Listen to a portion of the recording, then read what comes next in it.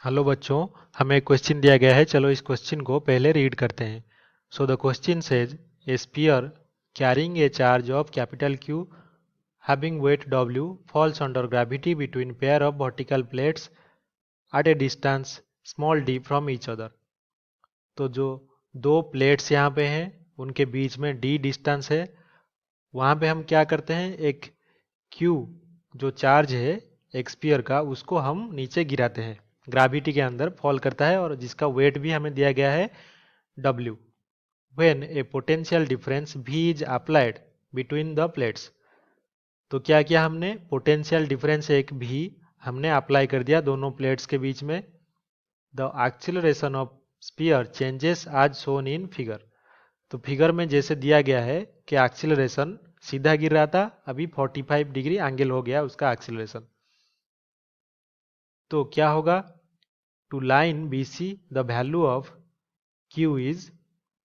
तो जब एक्सीलरेशन सीधा गिरने के बजाय ए बी पे गिर रहा था और बी सी हो गया, क्योंकि हमने पोटेंशियल ऑन कर दिया बी का। तो हमें पूछा गया है कि जो वैल्यू है क्यू का वो कितना होगा। तो यहाँ पे हमें ये क्वेश्चन को सॉल्व करने के लिए एक फ्री बॉडी डायग्राम ड्रॉ करते हैं इसका। तो ये है हमारा टू प्लेट्स है, ये है दो प्लेट्स, इनके बीच में जो पोटेंशियल डिफरेंस है वो कितना है, भी है।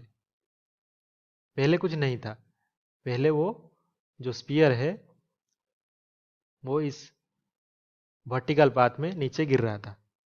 फिर क्या हुआ, फिर जब हमने भी पोटेंशियल अप्लाई किया तो उसका पाथ चेंज हो गया और ये जो एंगल बनी वर्टिकल के थ्रू वो 45 डिग्री बन गई।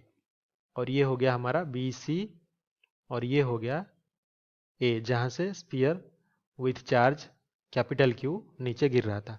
अगर ये पोटेंशियल डिफरेंस भी है और ये डिस्टेंस जो है वो डी है, तो जो इलेक्ट्रिक फील्ड इस प्लेट में रहेगी कितना रहेगी, इलेक्ट्रिक फील्ड होगी, इलेक्ट्रिक फील्ड विल बी, ये होगा E that is equals to potential difference by जितना दोनों प्लेट्स के बीच में डिफरेंस, तो ये डिस्टेंस है V बाई डी, तो इतना हमें मिल गया। तो अभी क्या है, ये मान लीजिए हमारा इस पोटेंशियल की वजह से एक फोर्स लगा किसके ऊपर, जो स्पीयर फॉल कर रहा था। कितना फोर्स लगेगा, ये लगेगा हमारा Q इंटू ई, इतने अमाउंट का फोर्स लगेगा। इलेक्ट्रिक फील्ड इंटू चार्ज हो गया हमारा फोर्स। और नीचे इसका वेट कितना है, ये W जो वेट है इसका है। और ये अभी इस फोर्स के वजह से इसका पाथ चेंज हो जाएगा एक्सेलरेशन, और ये एंगल हो जाएगा 45 डिग्री। तो यहाँ पे हम देख सकते हैं कि ये भी जो है ये QE होगा। तो यहाँ पे जो टैन 45 डिग्री है तो वो कितना हो जाएगा, वो हो जाएगा ये जो वेट है W बाई QE, क्योंकि ये राइट एंगल ट्राइंगल है, इस ट्राइंगल में जो टैन 45 इतना हो जाएगा। तो टैन 45 हमें पता है 1, तो हमारा जो वैल्यू है वो W किसके बराबर हो जाएगा, Q के बराबर हो जाएगा।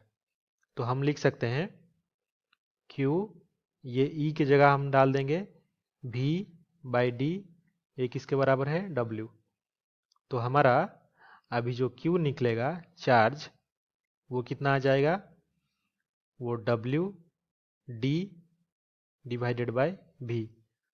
तो हमें क्वेश्चन में दिया गया था कि जब भी हम ये पोटेंशियल डालते हैं और उसका पाथ चेंज होता है 45 डिग्री पे, तो चार्ज उस स्पीयर का कितना है। तो चार्ज हमने यहाँ पे निकाल लिया Q equals to W D by V. तो ये ऑप्शन सी, ये वाला सही ऑप्शन होगा।